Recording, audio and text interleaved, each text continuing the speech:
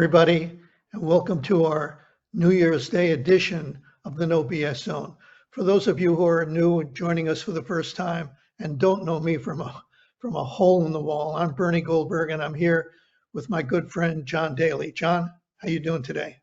I'm doing okay. How about you, Bernie? Good.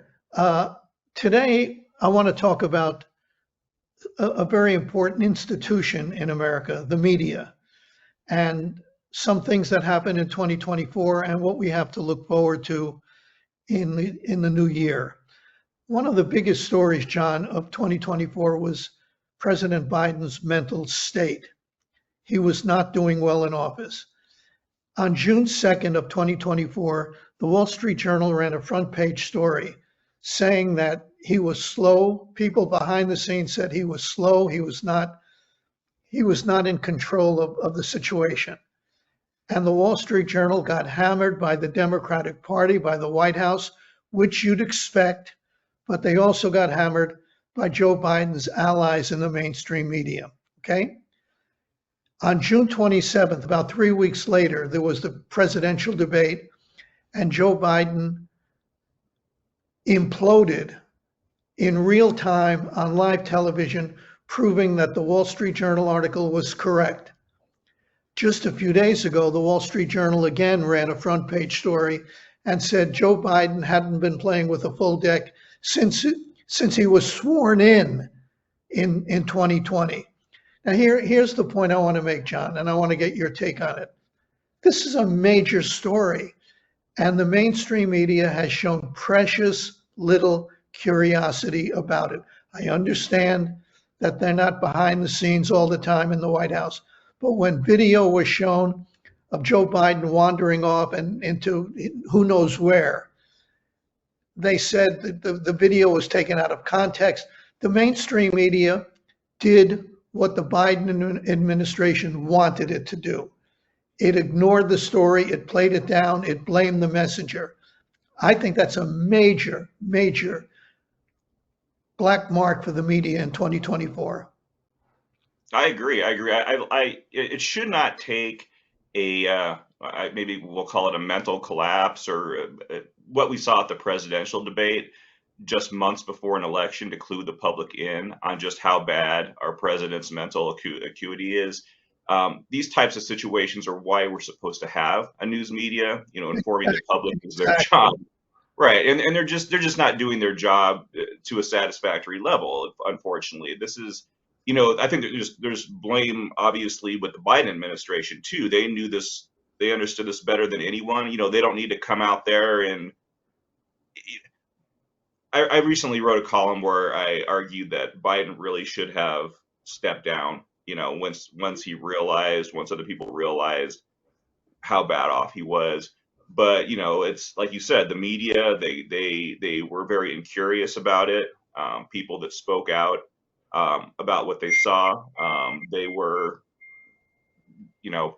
called names, said they were doing something, taking cheap shots at the president. And none of that was true. What's interesting is that the American public, I think, still kind of figured it out anyway. What they saw at the debate was just confirmation of what they had suspected, but it shouldn't require stuff like that for the Republic for Americans to understand what's going on with their president. Let me tell you what else they figured out, John. One of the two biggest stories of the presidential campaign was the southern border, the mess on the southern border. Mayorkas, the Homeland Security Secretary, said that the border was secure. Fox News, to its credit, I've criticized Fox News for many other things, but to its credit, was doing great journalism, showing the border, showing in real time, in live pictures, what was going on the southern border. They showed people sneaking in to the United States of America. And if you watched CNN, MSNBC, you might not have known there was a crisis on the southern border at all. And that was another major story. So why was this happening? I'm going to give you the simple explanation that the mainstream, my friends in the mainstream media, journalists I used to work with and all that, would just dismiss out of hand. They did it because they are allies of the Democratic Party.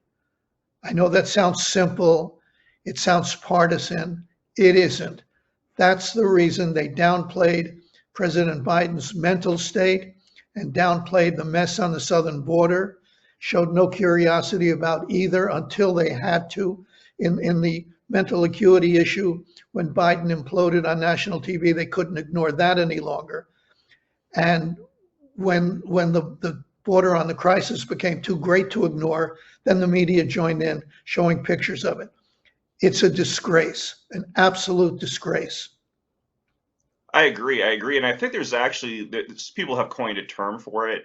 I don't remember what it is right now, but the when Fox News really takes the reins on a story like they did, with the border crossings, that almost I think feels to many in the mainstream media like validation that they shouldn't be Yeah, covering. And yeah, that's not how it should work. Fox does the same thing with other stories. They're not going to spend as much time on things that are not great for Republican politicians, not great for Donald Trump. But yeah, I mean, this was a legitimate story. I mean, I believe that the numbers have been released. This was the biggest influx of immigrants to the United States in decades, and it was happening. It was being done illegally in many cases. So it was a worthy story for sure. I think it was the biggest influx in history, even Oh, big, even bigger than the influx of Europeans coming into this country at the turn of the century. I want to make something clear. I, I'm not saying Fox News covered the border nonstop, day in and day out, simply because it was a major legitimate story. Just as CNN and MSNBC downplayed or ignored the story, Fox played it up because it helped the Donald Trump and the Republican Party. Do you follow my logic there, John? yeah, definitely. Okay, let's move on. In December of 2001, my first book, Bias, came out. It was about liberal bias in the mainstream media. It was also a wake-up call, a warning. Change your ways, mainstream media, or you will lose even more trust that people have in you. Okay? They ignored the warning, as they always do. They circle the wagons. They attack me, spitballs at a battleship. I'm not complaining. But here's why it's important. Gallup poll does a Gallup does a poll every year asking this question. I'm going to read it verbatim. In general, how much trust and confidence do you have in the mass media when it comes to reporting the news fully, accurately, and fairly? A great deal, a fair amount, not very much, or none at all. In 2001, just before my book came out, 54% of Americans had a great deal or a fair amount of trust in the media. Today, it's down to a record low of 31%. I'm going to leave it to you, John, to talk about the significance of that. No, I think it's a big deal. I think that if the traditional news media had taken your warning seriously, which again, you put out there not to bash mainstream journalism, but rather to help it, we'd be looking at a much higher level of trust right now with the American public.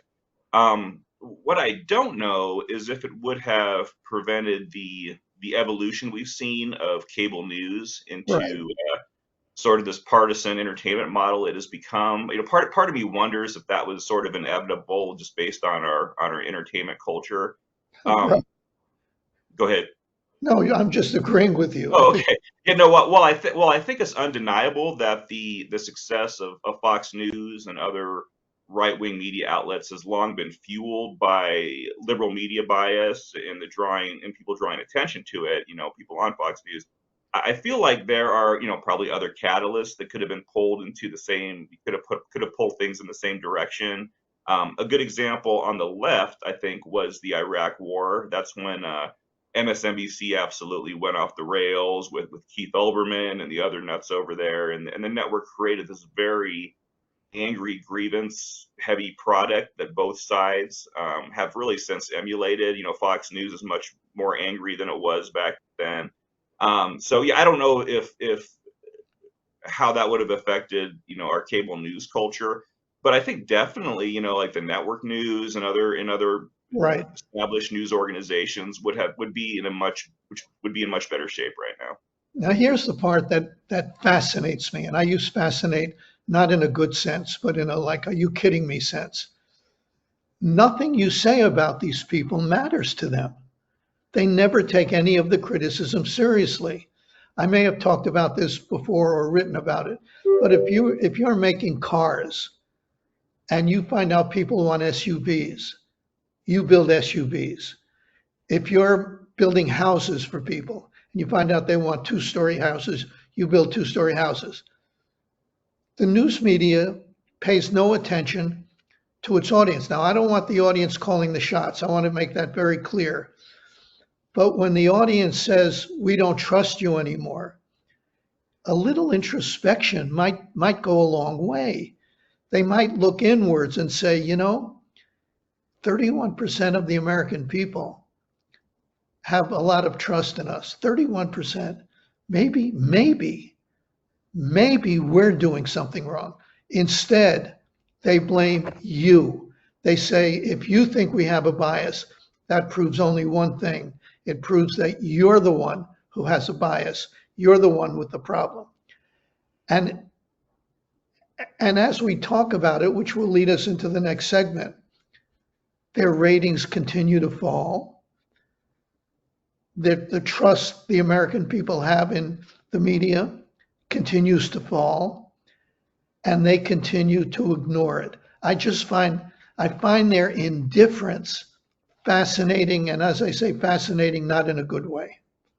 Yeah, I think there's too. You have to wonder if there's a public appetite for quality journalism anymore. I mean, we talk about the reasons for about how these news organizations really don't care what people think about them, but at the same time, you see certain examples. I know a couple of years ago, CNN seemed to make a better effort at trying to be sort of a down the center news organization, and they're still way better than MSNBC. But it didn't really seem to bring in new viewers. It seems like I do worry about that too, if there's an actual public appetite for quality down the center journalism. You're making a very good point. This is a rarity in the new year. John Daly just made a very good point. Cable news may have changed the synapses in our brains, the way we think about journalism. I think if Fox, CNN, or MSNBC, or all three, went to a Walter Cronkite brand of journalism, just the facts, keep your opinions to yourself, I think ratings would go down even further, because I think we now think in terms of opinion. Opinion is much more interesting than mere facts. So you started off the year, John, with a very good point. That's right. You deserve a thumbs up. Let's move on to the final issue, the future television news. Network news, which you mentioned, is an idea whose time has come and gone. Ratings have been in decline for many years now. That's not going to turn around. Somebody said, it was the new head of CNN actually, that nobody who is not retired is watching news on television. I would put it, I think he's right, but I would put it, nobody under 50 years old is watching ABC, NBC, or CBS, and probably even cable. You know what the average age of the Fox News viewer is? Do you have an idea? Well, 69 years old. 69 years old. So I hate to put it this way, especially on New Year's Day, but the audience is dying. And the younger people are replacing them at the networks or at cable. The younger people are getting their news at places I never even heard of. I'm admitting my ignorance. They're getting it on Reddit. They're getting it on TikTok. They're getting it on Facebook. They're getting it at a bunch of other places that I am totally ignorant of, but not you, John, because you are a social media maven. So Is this a good thing, a bad thing? Because a lot of these places, let me just say the good part is there's a lot of independent journalism, like the journalism people are watching right now that aren't beholden to corporate executives who make sure you don't say the wrong thing on television or you could get canceled. So there's a lot of good in this new media, a lot of good. A lot of places you can go to get more than sound bites. You can hear actual conversations. I hope, like the one people are listening to right now. But there are no editors at a lot of these places. You're keeping me in line, I'm keeping you in line, but I don't know who's keeping who in line on TikTok. I don't even know what TikTok is. I mean, seriously. So talk to me, John, about the implications of people not getting their news the old way and getting it a totally new way. Yeah, I think just I first wanted to kind of echo what you just said. For me, I started consuming a lot of television news really a little bit later than maybe most people. Is around 9/11 when I started really paying attention to the national news, and I really stuck with it up till about 2018. That's 17 years in which I was probably watching 2 or 3 hours of television news coverage every day. I don't watch any anymore. In fact, my wife and I dropped our cable provider just a few weeks ago. We get everything online now, which is what you're talking about.